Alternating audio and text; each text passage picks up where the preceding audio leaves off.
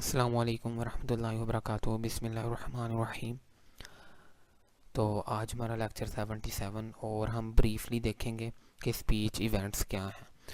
तो discourse analysis में भी स्पीच इवेंट्स की हमें ज़रूरत पड़ती है और आगे हम इसे थोड़ा सा डिटेल में भी देखेंगे।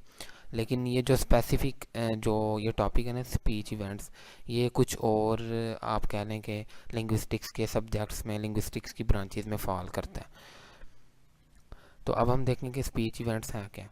सो all the activities in which language play a role could be called as speech events. यानी इस तरह की जितनी भी एक्टिविटीज़, यानी जहाँ भी लैंग्वेज इन्वॉल्व होगी वहाँ कोई ना कोई स्पीच इवेंट होगा। फॉर एग्ज़ाम्पल हम जब भी बोल रहे होते हैं, कहीं भी बोल रहे होते हैं, इवन कि अगर आप अपने आप से भी बोल रहे हैं ना, तो उधर भी एक स्पीच इवेंट तो चल रहा होता है। वो मोनोलॉग का भी कोई ना कोई मतलब होता है। या आप जब भी किसी और से बात कर रहे होते हैं तो ज़ाहिर है वो एक इवेंट तो बन नहीं जाता है। तो in different conversation types we realize that there is enormous change in what people say in different circumstances.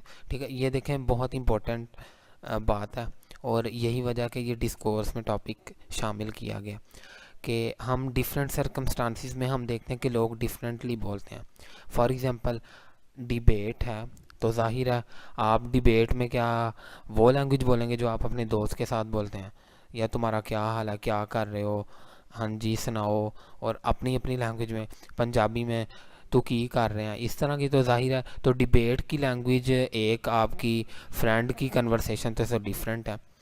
Interview में अब बहुत ही फॉर्मल हो जाते हैं। ठीक है, इसी तरह various type of discussions like talk on family, sports, news, studies. अब आप देखें स्टडीज़ पे बात करते हैं तो आपका जॉनरा थोड़ा सा डिफरेंट होता है, यानी आपका टॉपिक थोड़ा सा डिफरेंट होता है, तो आपकी लैंग्वेज भी बदल जाती है, यानी आपकी उसमें वोकेबुलरी आइटम्स, इवन कि आपका स्ट्रक्चर, ये सारी चीज़ें चेंज होने लग जाती हैं। न्यूज़ में बिल्कुल डिफरेंट है, स्पोर्ट्स न्यूज़ में बिल्कुल डिफरेंट है, फैमिली के टॉपिक पर बात करनी है या फैमिली से बात करनी है, उसमें आपका और आपकी टोन बदल जाती है, आपकी पिच, आपकी स्ट्रेस वॉइस की, वो सारी चीज़ें बदल जाती हैं। तो ये जितनी भी एग्जांपल हैं different types of language, vocabulary and even different structure, यानी हम लैंग्वेज की डिफरेंट टाइप्स, उस जिसमें vocabulary, different structure, tone, voice, ये हम चेंज करते हैं सर्कमस्टांसिस के लिहाज से, और ये कि कौन सा स्पीच इवेंट चल रहा है उसके लिहाज से। तो ये जो टॉपिक्स हैं ना डिटेल में, जैसे मैंने आपको बात की है, आपसे बात की है कि लैंग्वेज एंड सोशल वेरिएशन या फिर सोशियो लिंग्विस्टिक्स, असल में ये मेन टॉपिक ना सोशियो लिंग्विस्टिक्स में है। डिस्कोर्स में भी इसका ताल्लुक है। ठीक है, जाहिर है जब आपने किसी का डिस्कोर्स एनालिसिस करना है, किसी की स्पीच का, जाहिर है वो किसी ना किसी स्पीच इवेंट में तो फॉल कर रहा होगा ना। अगर आपने किसी पॉलिटिशियन की स्पीच का एनालिसिस करना है तो जाहिर है उधर आपका स्पीच इवेंट डिफरेंट होता है कि वन टू मैनी का। उधर एक तो ये है कि उधर जो कांटेक्ट क्या हो रहा है, वन टू मैनी का कांटेक्ट हो रहा है, फिर वो इवेंट डिफरेंट है। फिर जाहिर है एक पॉलिटिशियन की जो इंटेंशंस हैं वो डिफरेंट होती है, वोट लेना हो या इवन के चलें पॉलिटिशियन अच्छे भी होते हैं, उनका ये भी इंटेंशन होता है कि हमने लोगों के लिए काम करना है। हर फील्ड में अच्छे बुरे लोग होते हैं, ये तो नहीं कि पॉलिटिशियंस के साथ आप नेगेटिव कॉनोटेशंस ही जोड़ दें, इस तरह की तो चीज़ ठीक नहीं है। तो लिहाजा ये टॉपिक्स हम सोशियो लिंग्विस्टिक्स में ना डिटेल से डिस्कस करेंगे, और लैंग्वेज एंड कल्चर में भी। अब roles of speakers and listeners, ये भी स्पीच इवेंट्स में ही हम, जाहिर है हर एक स्पीकर का डिफरेंट रोल होता है कि we specify roles of speakers in our conversation and attach some ritual and conventions. Ritual and convention से मुराद ये है कि कुछ रिवायात होती हैं, कुछ तरीके होते हैं, कुछ मेथड्स होते हैं, कुछ नॉर्म्स होती हैं कि जो हम फॉलो करते हैं जब हम किसी से बात कर रहे होते हैं। फॉर एग्ज़ाम्पल अगर एक बड़ा जो है वो एक छोटे से बात कर रहा है, उसका क्या होगा। फॉर एग्ज़ाम्पल जैसे हम आम तौर पर छोटों से बात करते हैं या बच्चों से तो नरमी से बात करते हैं। ठीक है, हमारी टोन जो है वो सॉफ्ट हो जाती है। और अगर कुछ और सिचुएशन में देखा जाए तो कुछ लोग होते हैं वो अपने से छोटे लोगों को बड़ी हकारत की नज़र से भी देखते हैं। क्या हकारत की नज़र ना भी हो, वो भी, यानी कुछ लोग ही होते हैं, अक्सर लोग तो अच्छे ही होते हैं, तो उसमें भी यह है कि गुस्से से बात कर लेते हैं। ठीक है, यानी ऑर्डर, ये कल्चरल रिचुअल्स हैं आमतौर पर हमारे सब कॉन्टिनेंट में। इंडिया पाकिस्तान, मैं तो ज़्यादा इंडिया पाकिस्तान के कल्चर से ही अवेयर हूँ, और लेकिन अगर आप वेस्ट में जाएं तो उधर इस तरह नहीं है। उधर देखा जाए तो इस तरह की जो कन्वेंशन हैं उन्हें फॉलो नहीं किया जाता। तो ये हमारे ही कल्चर की कुछ खसूसियात हैं। टॉक विद अ फ्रेंड, ज़ाहिर है फ्रेंड से आप बात कर रहे हो, बिल्कुल आप इनफॉर्मल और आप कह लें कि जॉली वे में आप बात करते हैं, आपको किसी चीज़ की उसमें परवाह नहीं होती।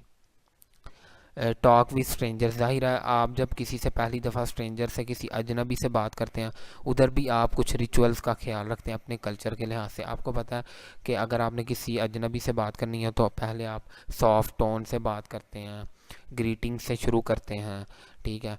अगर आप यानी हिंदू हैं तो नमस्कार या नमस्ते, इस तरह। मुसलमान हैं जो अस्सलामु अलैकुम व रहमतुल्लाह, इस तरह के अल्फाज यूज़ करते हैं। या डायरेक्टली कुछ कह देते हैं क्या हाल है। इंग्लिश में जाएंगे तो हेलो हाय। तो ये कल्चरल रिचुअल्स और रिलीजन रिचुअल्स हैं, उन्हें फॉलो किया जाता है। यानी अगर एक मुस्लिम है और एक प्रैक्टिसिंग मुस्लिम है, तो अगर वो इंग्लिश कल्चर में भी है तो वो अस्सलामु अलैकुम से ही शुरू करेगा।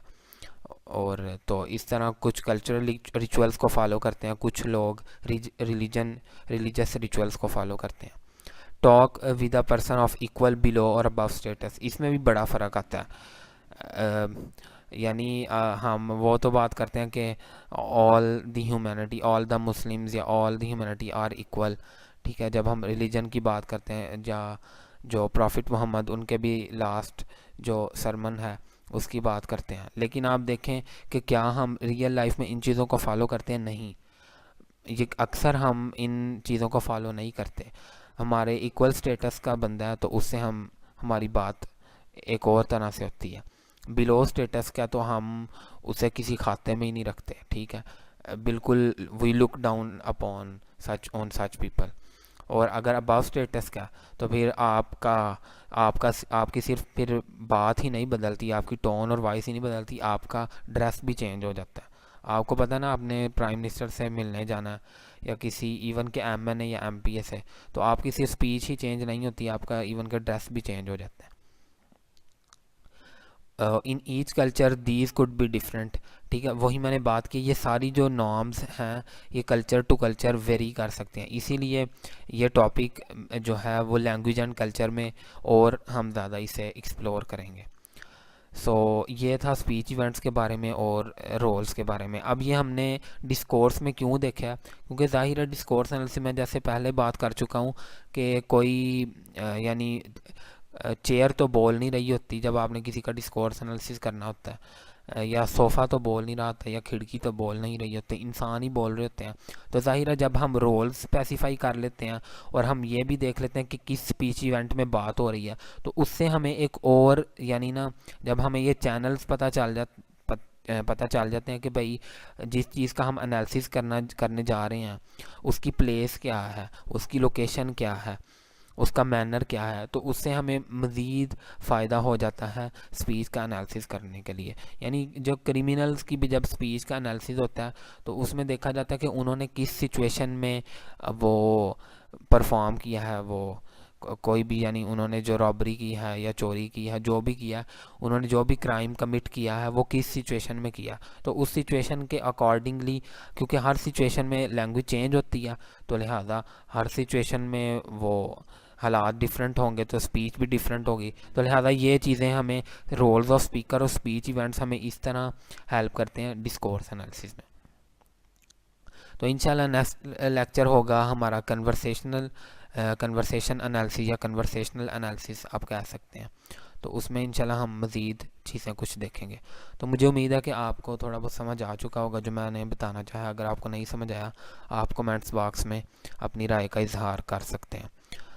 So don't forget to give your feedback. Remember in your prayers. Jazakallahu khairan and thank you.